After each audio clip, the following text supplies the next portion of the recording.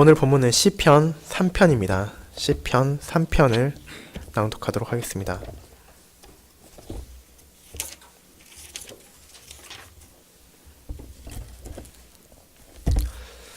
하나님의 말씀 낭독하겠습니다. 다윗이 그의 아들 압살롬을 피할 때 지은 시. 여호와여, 나의 대적이 어찌 그리 많은지요. 일어나 나를 치는 자가 많으니이다. 많은 사람이 나를 대적하여 말하기를 그는 하나님께 구원을 받지 못한다 하나이다. 셀라. 여호와여, 주는 나의 방패시오 나의 영광이시오 나의 머리를 드시는 자이시니이다. 내가 나의 목소리로 여호와께 부르짖으니 그의 성산에서 응답하시는도다. 셀라. 내가 누워 자고 깨었으니 여호와께서 나를 붙드심이로다. 천만인이 나를 에워싸 진친다 하여도 나는 두려워하지 아니하리이다. 여호와여, 일어나소서. 나의 하나님이여, 나를 구원하소서. 주께서 나의 모든 원수의 뺨을 치시며 악인의 이를 꺾으셨나이다. 구원은 여호와께 있사오니 주의 복을 주의 백성에게 내리소서. 셀라. 아멘.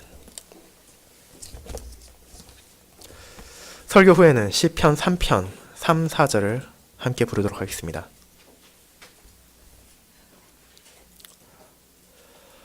사랑하는 주 예수 그리스도 안에 있는 형제 자매님들, 여러분은 언제 어떤 상황에서 시를 짓고 노래를 부르십니까? 아무렇지도 않은 평범한 때에 이를 행하는 사람은 드물 것입니다. 시와 노래는 일반적으로 아주 기쁘거나 혹은 아주 슬픈 상황에서 짓고 부르는 것이기 때문입니다. 우리는 이와 같은 시와 노래들을 쉽게 찾아볼 수 있습니다. 학생들은 국어 교과서를 통해 많은 시를 배우고 음악 시간에는 노래를 배웁니다. 그리고 그러한 것들을 세심히 살펴볼 때 나라나 개인이 환란에 빠질 때 지어진 시와 노래들이 우리들의 예상보다도 훨씬 많다는 것을 느낄 수 있을 것입니다. 그렇기에 우리나라 역사를 살펴보면 일제강점기 시기에도 수많은 시와 노래들이 지어졌습니다. 일본에게 나라의 주권을 빼앗기고 국민들의 고통과 시름에 빠져있는 상황에서 문인들은 이러한 상황을 벗어나기를 갈망하며 시를 짓고 음악가들은 노래를 만들었습니다. 이러한 시와 노래는 때로는 직접적으로 일본을 비판하는 경우도 있었으나 좋았던 과거를 회상하거나 평화로운 시기를 꿈꾸는 시와 노래도 많이 있습니다. 이러한 시와 노래들에는 분명 역사적, 문학적 가치가 존재합니다. 그렇게 지금까지도 이를 배우고 익히는 학생들이 많습니다. 하지만 이러한 우리들의 선조의 시와 노래보다 신자가 더 가까이 해야 할 노래와 시가 있습니다. 그것이 바로 시편에 기록된 시들이며 우리의 찬양입니다. 시편은 기쁨과 슬픔, 신자의 일생을 통해 겪게 될 상황에서 우리가 어떤 방식으로 하나님께 의지하며 하나님을 찬양하며 그분 안에서 위로를 얻고 그분께 영광을 돌리는지를 알려줍니다. 하나님을 향한 시와 노래는 단순히 우리가 기쁘고 형통할 때만 부르는 것이 아닙니다. 오히려 슬프고 어려울 때 이러한 시편의 가치는 더욱더 찬란히 빛날 것입니다. 그렇게 오늘 오전 저는 시편 3편을 통해 그의 아들 압살롬으로 인해 환란을 맞이한 다윗이 어떠한 방식으로 하나님 안에서 위로를 찾았는지를 환란 가운데 위로가 되시는 하나님이라는 제목으로 설명드리고자 합니다. 그리고 다윗이 마주한 환란과 그가 환란 속에서 시와 노래를 통해 위로를 얻은 하나님을 향한 신뢰와 구원의 확신에 대해 크게 두 가지로 나눠서 살펴볼 것입니다. 첫 번째, 다윗이 마주한 환란. 두 번째, 다윗이 마주한 위로가 그것입니다.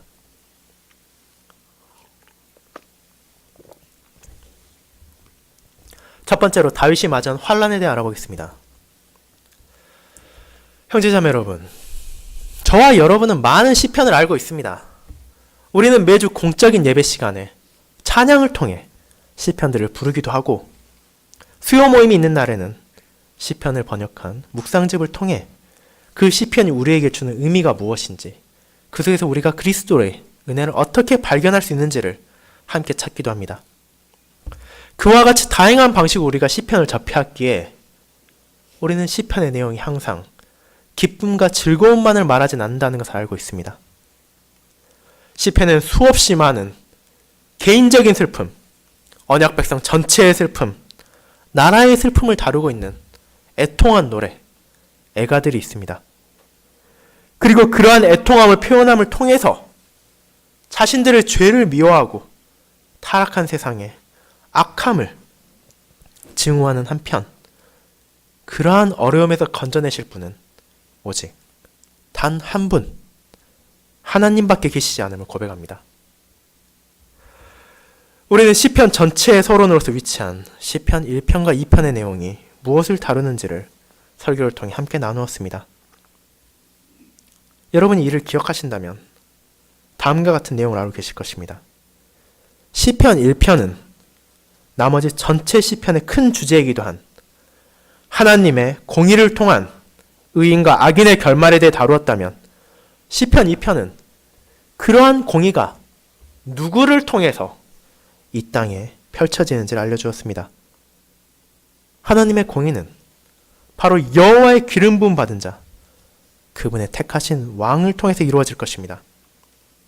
세상은 하나님의 왕을 대적함으로써 하나님의 통치를 거부하고 그분을 증오함으로 자신들이 살아간다는 것을 공공연하게 드러내지만, 그러한 자들의 어리석음을 여호와 하나님께서는 비웃으시고 자신의 왕을 시온에 굳게 세우심으로 그를 경외하며 그분께로 피하는 자에게는 자비를, 그를 거역하는 자에게는 진노하신다는 것을 드러내셨습니다. 그리고 이와 같은 하나님의 가르침이 우리의 주님 예수 그리스도 안에서 어떠한 방식으로 성취되었는지를 함께 나누었습니다. 자, 그런 상황에서 이어지는 시편이 바로 본문의 시편 3편입니다. 이 시편은 신자들에게 의구심을 들게 할 수 있습니다. 하나님께서 다윗을 택하시고 그에게 기름을 부으시고 그를 왕으로 세우셨습니다.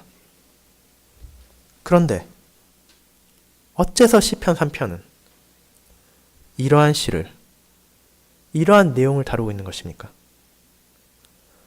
다윗이 왕으로서 즐거움과 기쁨으로 그 백성을 통치하며 하나님께 영광을 돌리는 시가 아니라는 것을 우리는 쉽게 알 수 있습니다. 이 시는 환난 가운데 기록된 시이며 애통한 시입니다. 하나님의 왕이 어려움을 겪고 그 옥자에서 쫓겨나 피하던 시기에 기록된 비참한 자신을 드러낸 시이기 때문입니다. 하지만 그런 상황 속에서도 우리는 다윗이 하나님을 신뢰하며 그분으로부터 오는 소망 안에서 찬양을 하기에 이 시편은 시편 1, 2편에 드러난 주제와 동떨어 있지 않습니다. 오히려 시편 2편에 나온 바와 같이 세상이 어떻게 하나님의 왕을, 어떻게 하나님을 증오한지를 보여주며 그러한 공격 속에서도 하나님께서 자신이 세운 왕을 지켜준다는 것을 시편 3편은 고백하고 있기 때문입니다. 그렇기에 다윗은 자신의 어려움 속에서 위로를 구할 피난처가 단 한 분임을 드러내므로 시편 전체의 방향성을 독자들에게 깨닫게 할 뿐 아니라 하나님의 언약 백성들인 우리 역시도 동일한 감사와 위로를 표현할 수 있음을 알려주고 있습니다. 우리는 가장 먼저 본문에 앞서 나와 있는 제목을 통해 이 시가 기록된 상황을 살펴볼 수 있습니다. 이는 다음과 같습니다. 다윗이 그의 아들 압살롬을 피할 때 지은 시. 이러한 반란이 어떠한 상황을 통해 이러한지를 우리는 시편 본문을 읽기 전에 살펴보았습니다. 압살롬은 다윗이 사랑하는 아들이었습니다. 하지만 그는 아버지를 거역하고 반역을 일으켰을 뿐만 아니라 그 과정에 있어서도 많은 잘못을 저질렀습니다. 이러한 반역을 진압하기 위해 수많은 희생이 존재했으며 다윗 자신에게도 큰 어려움이 찾아왔습니다. 그리고 이러한 상황, 반란이 일어나고 다윗 신하들과 함께 몸을 피하던 시기에 이 시는 쓰여진 것으로 보이며, 그렇게 시편 3편은 하나님의 기름 부음 받은 왕을 향한 세상의 공격과 그 왕이 겪는 고초를 반영한 것이기도 합니다. 그렇다면 그런 상황 속에서 다윗은 어떻게 하나님께 노래합니까? 먼저 1절과 2절은 그를 향한 세상의 공격이 어떠한지를 보여줍니다. 다윗에게 있어 압살롬의 반역은 예상할 수 없었던 것입니다. 그는 자신의 아들을 신뢰했으며, 비록 그가 이전에 자신을 속이고 또 다른 아들인 다말을 죽였음에도 불구하고 그를 용서하였으며 그를 다시 한번 믿었습니다. 하지만 압살롬의 욕심은 왕의 아들로 인정받는 것에서 멈추지 않았습니다. 그는 거기서 더 나아가 아버지의 왕위를 찬탈하기 위해서 계략을 사용하고 민심을 장악해서 그들의 마음을 훔쳐 반란을 일으키고, 이는 성공적으로 진행되었습니다. 다윗과 그 신하들은 목숨을 지키기 위해 급히 몸을 피할 수밖에 없었습니다. 그를 추격하는 군대는 기세등등했으며 사람들이 보기에 이제 다윗의 시대는 가고 압살롬의 시대가 오는가라고 생각할 정도로 그를 따르는 군대도 부족했습니다. 그렇게 다윗은 다음과 같이 노래합니다. 여호와여, 나의 대적이 어찌 그리 많은지요. 일어나 나를 치는 자가 많으니이다. 다윗은 자신의 상황이 얼마나 애통한지를 하나님께 호소합니다. 자신이 사랑하던 아들이 대적이 되어서 나라를 빼앗으려 하고 그를 치기 위해 일어난 자들이 많았습니다. 그들은 단순히 정적으로 그의 통치에서 왕을 비판하는 정도가 아니라 압살롬을 따라 실제로 다윗을 죽이기 위해 추격을 했습니다. 다윗의 통치 아래에서 하나님의 뜻대로 그분의 언약 백성으로 살아야 할 이스라엘 백성들이 이제는 다윗을 거부하고 배제하려는 것은 하나님의 왕인 다윗에게 있어 결코 감당하기 쉬운 일이 아니었습니다. 그러한 적들이 어떠한 자들인지에 대해 2절은 이어서 설명합니다. 많은 사람이 나를 대적하여 말하기를 그는 하나님께 구원을 받지 못한다 하나이다. 이 사람들이 어떤 자들입니까? 우리는 다윗의 생애에 있어 수많은 적들이 있었음을 알고 있습니다. 그들은 크게 이스라엘 안의 적과 이스라엘 밖의 적으로 나눌 수 있습니다. 당시 시대에 이스라엘 바깥의 다른 나라들과 전쟁을 하는 것은 왕으로서 기꺼이 감당해야만 하는 일이었습니다.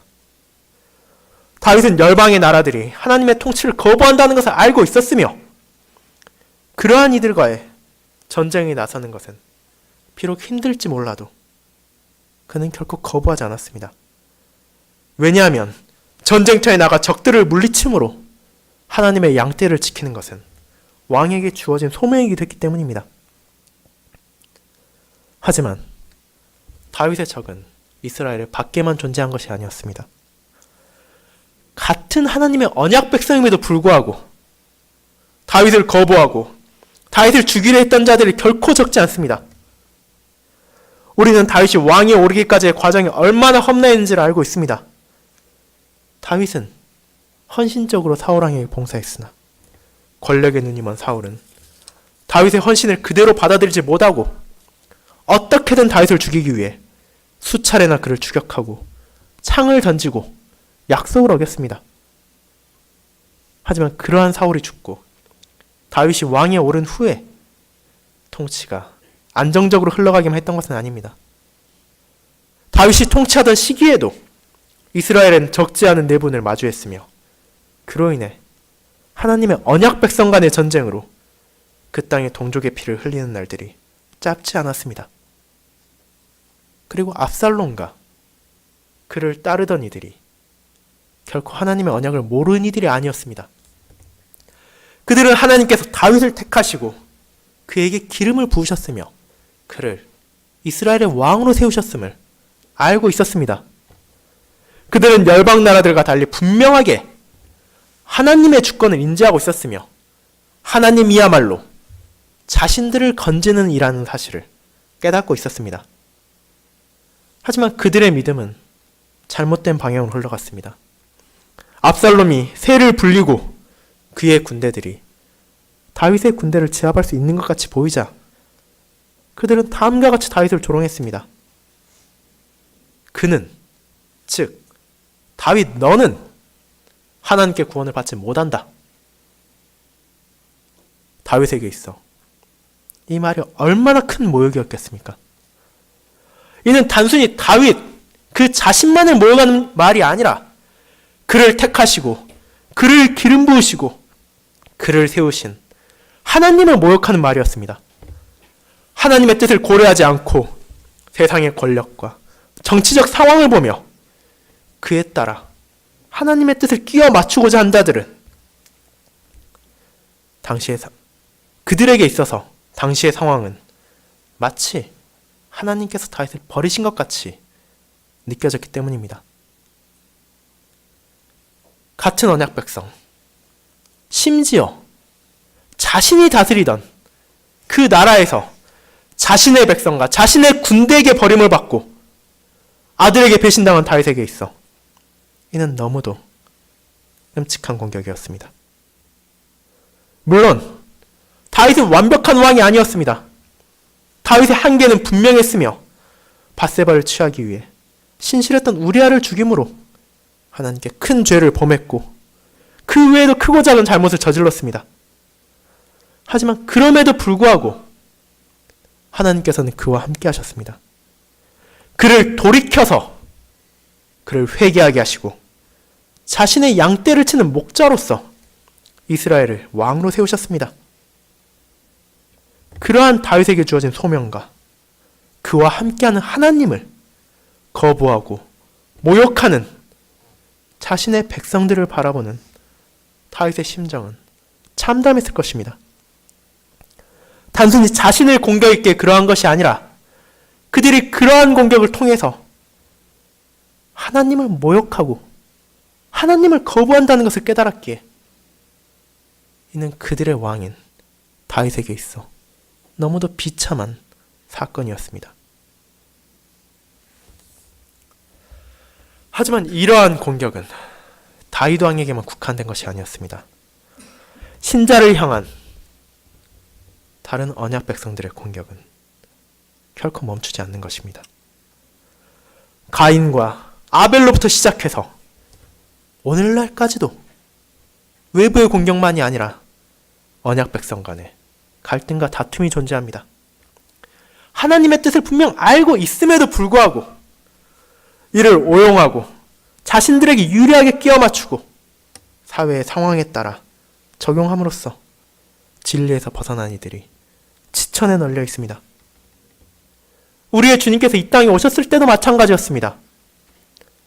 그 시대 이스라엘 백성들이 하나님에 대해서 몰랐습니까? 그렇지 않습니다. 우리는 당시 대제사장들과 서기관들, 바리새인들이 존재했음을 알고 있습니다. 그들은 결코 하나님의 말씀을 모르는 이들이 아니었습니다. 하나님의 말씀을 열심히 공부하고 그 공부한 것을 백성들에게 가르쳤습니다. 하지만 그들은 그 말씀을 바르게 가르치지 않았습니다.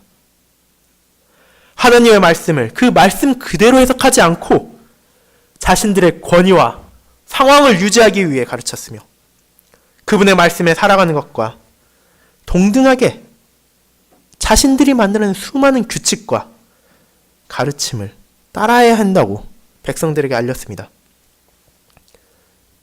그러한 자들이 바로 오신 주님을 가장 강하게 거역하고 비방하며 죽이려 했던 자들입니다. 주님을 가장 크게 거역한 이들은 로마인이나 헬라인 같은 이방인들이 아니라 같은 언약 백성이었던 이스라엘인들이었습니다. 그들에게 있어 하나님의 말씀을 바르게 선포했던 주님은 방해물에 불과했습니다. 아버지의 뜻을 가르치고 자신의 백성들에게 전하신 주님의 사역을 자신들의 관점으로만 바라보고 자신들의 기득권을 빼앗으려는 공격으로 간주하고 주님을 모욕하며 주님을 죽이려 했습니다. 그리고 마침내 주님을 십자가에 매달았을 때 그들은 다윗의 적들과 동일한 조롱을 주님께 던졌습니다. 마태복음 27장 42절 43절을 함께 읽도록 하겠습니다. 마태복음 27장 42, 43절입니다.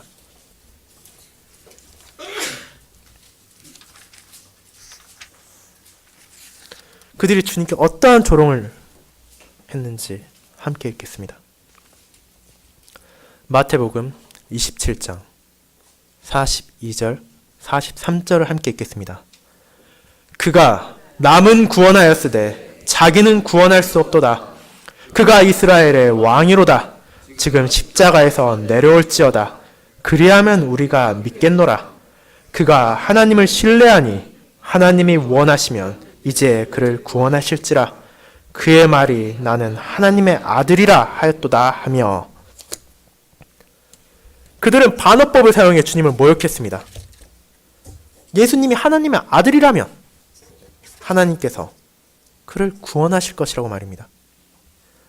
이들은 다윗을 하나님께 구원을 받지 못한다라고 모욕하던 이들과 마찬가지로 하나님의 말씀을 알고 있었으나 이를 바르게 이해하고 따르기를 거부하고 십자가에 매달린 주님을 향해 너는 하나님께 구원을 받지 못한다 라고 모욕을 했습니다. 사랑하는 형제자매 여러분, 이러한 공격과 이러한 모욕을 당한 것이 주님과 다윗뿐이겠습니까? 그렇지 않다는 것을 우리는 알고 있습니다. 신자를 절망에 몰아넣으려는 악의 세력들의 공격은 결코 멈추지 않습니다. 그리고 지금 이 순간에도 온 세상이 주님의 백성들을 이 땅에서 멸하고 파괴하려고 노력합니다. 또한 슬프게도 이러한 공격을 하는 이들이 하나님을 모르는 이들만 존재하는 것이 아닙니다. 하나님의 주권과 그분의 전능하심과 신실하심을 알고 있음에도 참된 신자들을 비난하고 조롱하는 이들이 있습니다. 세상과 영합하지 않는 신자들을 머리가 굳었다고 비판하고 사회적 흐름을 쫓아가지 않는다고 고리타분하며 구시대적이라고 경멸하며 자신들이야말로 진정한 신자이며 세상과 하나가 된 교회라고 주장하는 이들이 너무도 많습니다. 하나님께서 죄라고 말하신 것들을 세상이 바뀌었으니 죄가 아니라고 주장하며 하나님께서 하라고 명하신 것들을 이제는 더 이상 할 필요가 없다고 가르침으로써 양떼를 혼란스럽게 하며 멸망으로 인도하는 거짓 목자들이 활보합니다. 그리고 그들의 공격은 결코 멈추지 않을 것입니다. 주님이 다시 오시는 그날까지 말입니다. 그렇기에 우리는 우리를 향한 이러한 공격에 놀랄 필요가 없습니다. 신자가 세상을 살아가며 어떠한 어려움도 마주하지 않는다면 그것이야말로 진정 놀랄 일입니다. 하지만 다윗은 신자가 이러한 어려움을 마주한다 하더라도 용기를 가지고 당당하게 그러한 공격에 맞설 수 있다는 점을 잊지 않았습니다. 그리고 이 사실이 우리를 두 번째 대지로 인도합니다. 두 번째, 다윗이 마주한 위로입니다.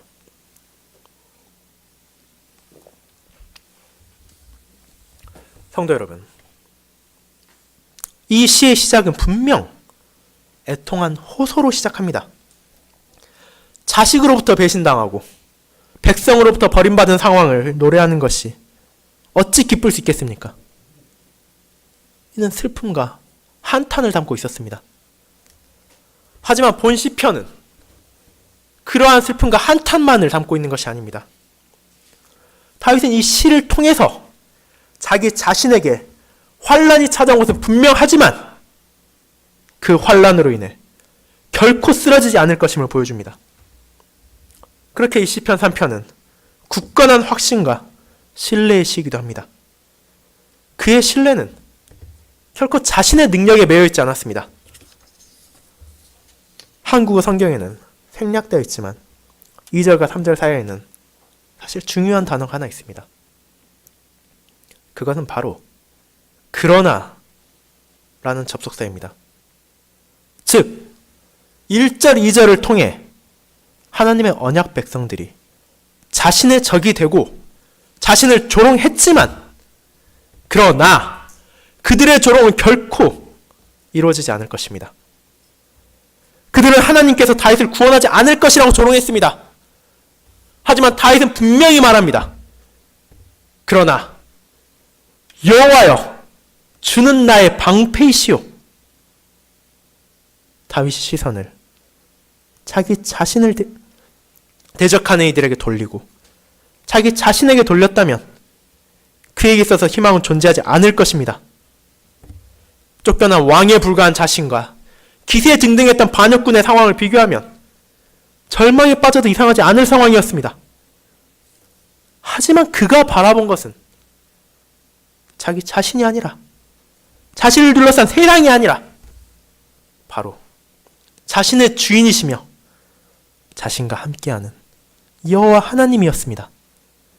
그렇기에 적들이 아무리 강인한 군대를 이끌었다 하더라도 그에게서 평안이 찾아올 수 있었습니다. 왜냐하면 하나님이 그의 방패이시기 때문입니다.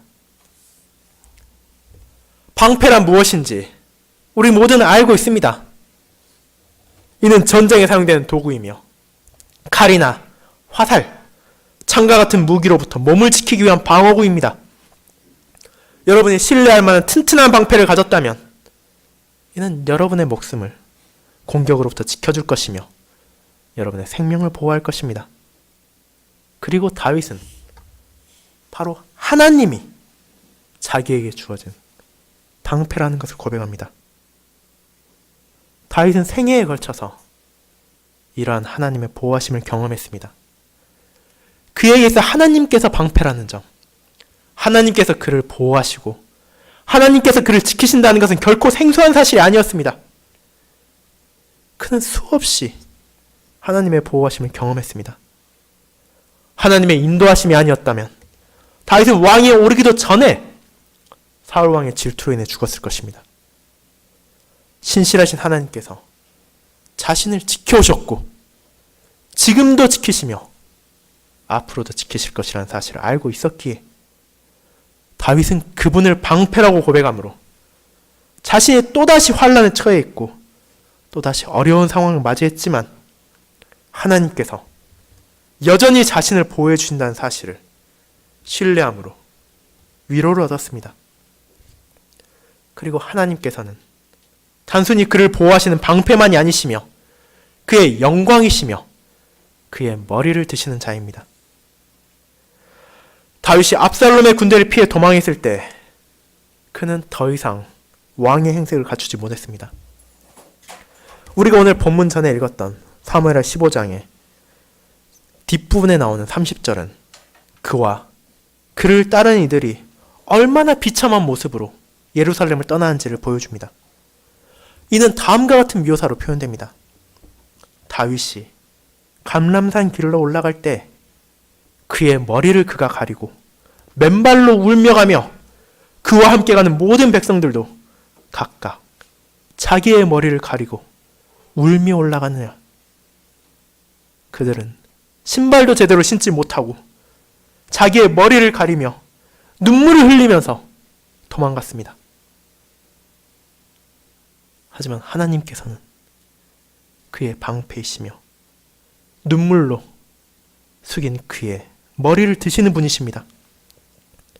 머리를 들어올린다는 표현은 그가 더 이상 고개를 숙이고 눈물을 흘리며 도망가는 것이 아니라 당당하게 자신의 머리를 들고 하나님께서 허락하신 왕의 자리로 돌아갈 것이라는 확신입니다.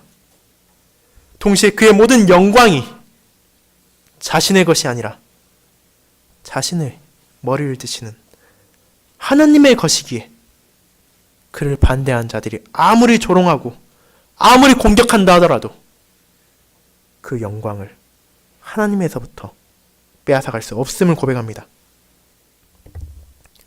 이제 다윗은 그러한 확신 속에서 주님께 기도드립니다. 자신이 아무리 열악하고 환란이 크다 하더라도 이러한 주변 상황이 다윗으로 하여금 주님께 기도를 드리지 못하도록 막을 수 없습니다. 그는 비참한 상황에서도 하나님을 의지하며 그분께 부르짖습니다. 왜냐하면 그분이야말로 자신의 피난처이시며 자신의 방패이시기에 세상에 그 무엇이 자신을 공격하고 해하려 한다 하더라도 주님의 도우심을 결코 막을 수 없다는 것을 확신하고 있기 때문입니다. 그리고 이러한 자신의 백성의 부르짖음을 주님께서는 간과하지 않으십니다.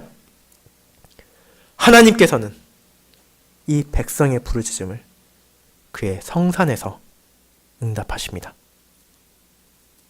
이 성산은 바로 전에 나온 시편 2편을 살펴보면 어떤 의미를 가졌는지를 알 수 있습니다. 3편과 마찬가지로 다윗이 기록한 시편 2편에서 그는 성산, 즉 거룩한 산에서 하나님께서 자신의 왕을 세우셨다고 고백합니다. 하나님의 임재를 상징하는 거룩한 산에서 이스라엘의 왕들은 즉위식을 거행했으며 이제 자신을 왕으로 세우신 하나님께서 그 왕의 부르짖음을 듣고 응답하시는 것입니다. 비록 다윗이 물리적으로는 예루살렘에서 쫓겨나 이 성산과 멀어졌다 하더라도 이는 결코 하나님을 향한 그의 기도와 자신의 왕을 향한 하나님의 응답을 막을 수 없습니다. 왜냐하면 그분께서는 신자가 어디에 있더라도 그의 기도를 들으시고 응답하실 수 있는 전능하신 하나님이시기 때문입니다. 이와 같은 주님께서 응답하신다는 사실을 다윗은 전적인 신뢰로 표현합니다. 이는 5절에 나오는 그는 누워 자고 깨었다는 표현으로 드러납니다. 우리는 삶에 있어서 조그마한 어려움이 있어도 잠을 설치고 불안에 떨며 잠자리에 들지 못합니다. 압살롬을 따른 반역군들이 자신을 쫓아온 상황 속에서 다윗이 잠자리에 든다는 것은 결코 쉬운 일이 아니었습니다. 그리고 자고 있는 동안 해를 입지 않고 일어나 아침을 맞이한다는 것은 더욱 어려운 일이었습니다. 압살롬이 한밤중에 자신을 공격할 수도 있으며 자신을 따르는 이들 중에 누군가가 자신을 배신하고 살해하여 압살롬에게 바칠지도 모르기 때문입니다. 우리는 역사 속에서 수없이 많은 왕들이 도망을 가다 측근의 배신으로 인해 살해당하고 적들에게 목을 바쳐진 일이 있음을 알고 있습니다. 하지만 그러한 위험과 환란이 다윗을 둘러싼 상황에서도 다윗은 잠을 잘 수 있었으며 일어날 수 있었습니다. 이는 전적으로 주님께서 그를 붙이셨기 때문입니다. 그는 자신의 방패이신 하나님을 믿고 의지함으로 잠에 들 수 있었으며 아침에 다시 일어남으로 하나님께서 그의 생명을 지켜주셨다는 사실을 더욱더 확신할 수 있었습니다. 그러한 확신을 가졌기에 이제 다윗의 고백은 점점 더 담대해져 갑니다. 그 고백은 바로 6절에 이어집니다. 천만인이 나를 에워싸 진친다 하여도 나는 두려워하지 아니하리이다. 천만인이란 수없이 많은 사람들을 뜻합니다.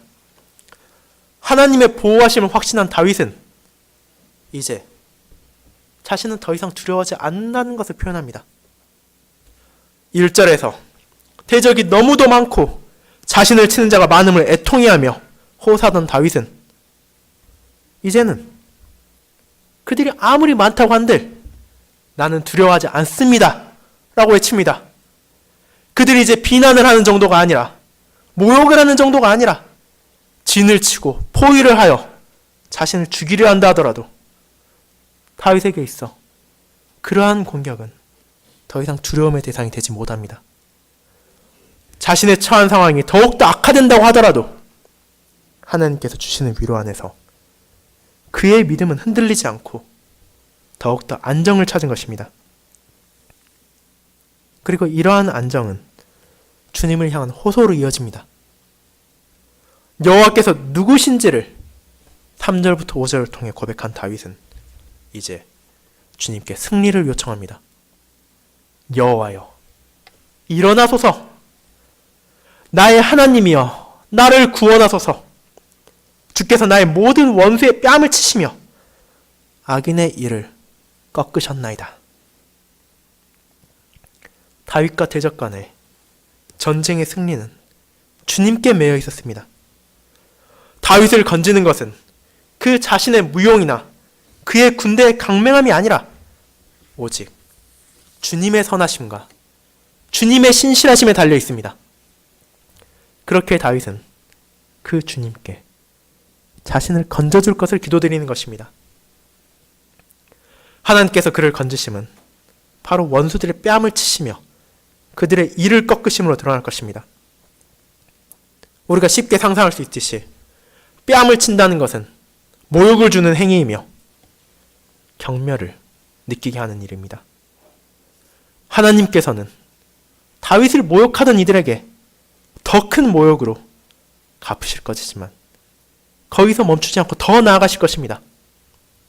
뺨을 치는 것을 넘어 그들의 이를 꺾으심으로 그들의 무장을 해제할 뿐만이 아니라 더 이상 감히 하나님의 왕과 하나님 그 자신을 모욕할 수 없도록 잠잠케 하실 것입니다.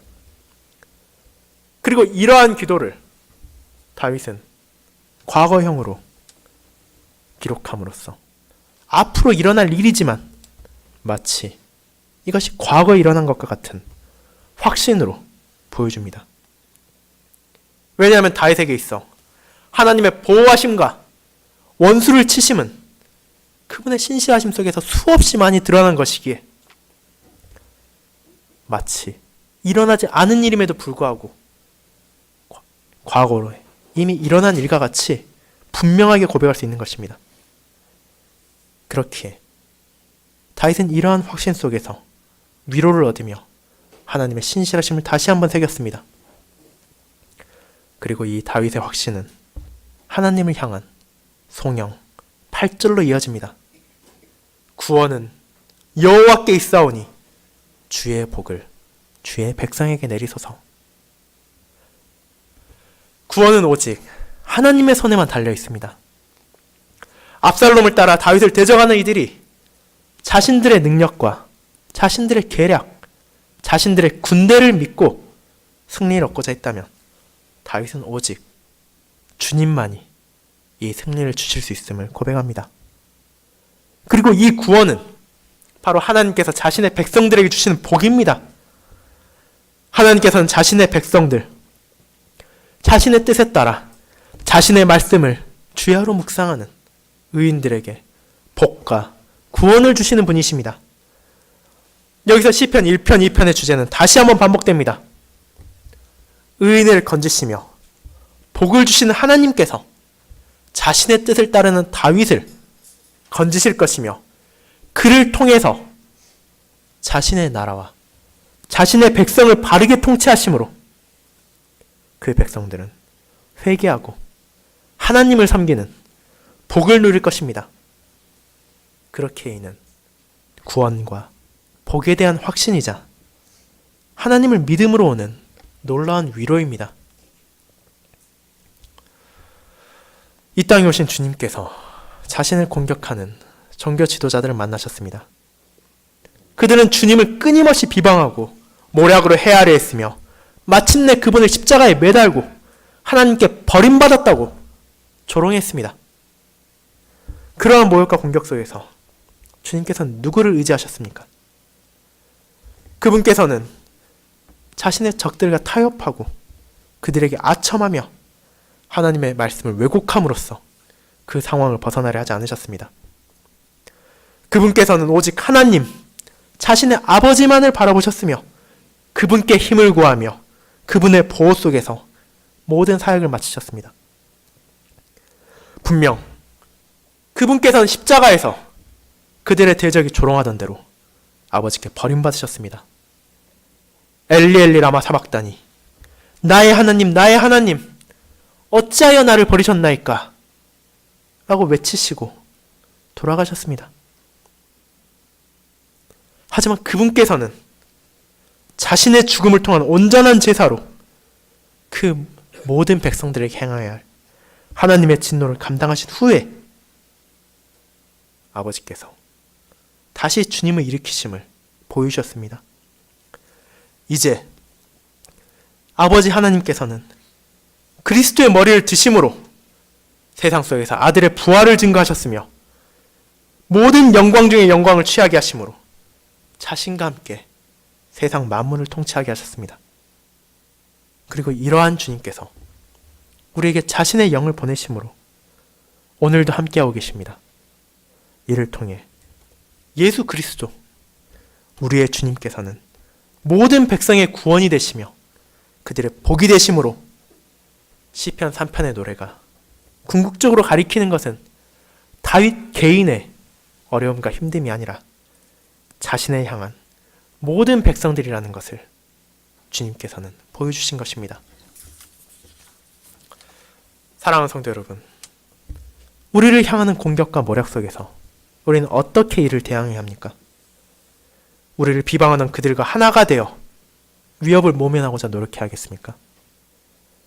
그렇지 않으면 그들과 동일한 방식으로 흑색선전을 하며 칼을 빼들고 그들에게 저항해야겠습니까? 우리를 향한 공격 속에서 우리는 진리를 붙잡고 주님을 의지해야 하며 오직 하나님만이 우리를 구원하신다는 것을 고백해야 합니다. 자신의 아들 예수 그리스도를 통해 아버지 하나님께서는 모든 백성들의 방패가 되시며 그들의 영광이시며 그들의 처진 고개를 일으키십니다. 우리의 기도를 들으시며 우리의 아침과 밤을 지켜주심으로 지난 하루를 마무리하고 새로운 하루를 감사와 확신 속에서 살아갈 수 있도록 인도하십니다. 그렇게 우리에게는 마주한 환난이 아무리 크다 하더라도 흔들리지 않는 위로가 있습니다. 이 위로는 날이 갈수록 더욱더 확고해지며 우리가 하나님 아버지를 전적으로 의존하도록 인도합니다. 비록 세상과 거짓 목자들이 아무리 신자를 공경한다 하더라도 하나님께서는 우리를 붙드시며 하나님께서 그들을 자신의 때에 뺨을 치시며 이를 꺾으시고 심판하시는 것으로 벌하실 것입니다. 그리고 이 사실을 확신한 신자들에게 있어 세상의 거짓 목자들과 그들을 따르는 무리들은 더 이상 두려워해야 될 존재가 아닙니다. 그들의 수가 아무리 많다고 하더라도 그들의 공격이 아무리 가열차다 하더라도 구원은 오직 여호와께 있기 때문입니다. 여호와 하나님께서 자신의 길 안에 거하는 모든 백성들에게 그 아들을 통해서 구원과 복이라는 큰 은혜를 내리시고 자신의 영을 통해 이 은혜를 확신할 수 있도록 인도하십니다. 이 은혜 속에서 이번 한 주를 또 남은 평생을 아무리 어려움이 찾아온다 하더라도 담대하게 하나님께서 주시는 위로 안에서 굳건히 서시기를 바랍니다. 아멘.